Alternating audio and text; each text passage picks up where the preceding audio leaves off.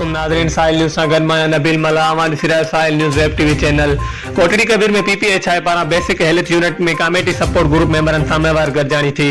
गॾिजाणी में शहरी सदर मौला बख्श टेबो, सैयद निसार अहमद शाह, कयूम मेमून, हाफिज़ खैर मोहम्मद सोलंकी, अमीर बख्श सोलंकी, रोशन चना, सुल्तान बुर्दी, शाहिद मेमून ऐं ॿियनि शिरकत कई।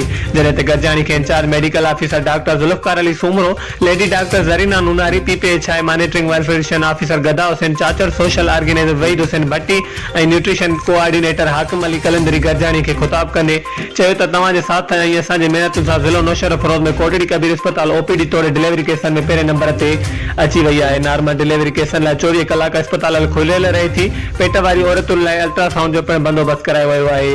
ग़रीब ऐं मिस्किन यारनि खे घुर्जे त उहे महांगे इलाज तोड़े वियम कराइण लाइ प्राइवेट अस्पतालनि जो रुख न कनि, उहे हिते अची मुफ़्त में दवाऊं वठनि, डिलीवरी कराइनि। हिननि वधीक चयो त पैदा थींदड़ कमज़ोर ॿारनि लाइ वज़न करे उनजी माप करणु, बहितर खुराक जो बंदोबस्त अस्पताल अंदरि मौजूदु आहे। जॾहिं त पेट वारियूं औरतुनि खे वेमत ऐं ताक़ीद सां टाका लॻाया वञनि था, अस्पताल में एम्बुलेंस जी 24 कलाक सर्विस मुहैया कई वई आहे। जॾहिं त अस्पताल में साई, शुगर, मलेरिया ऐं ॿियनि टेस्टूं पिणु मामूली फीस ते कयूं वञनि थियूं।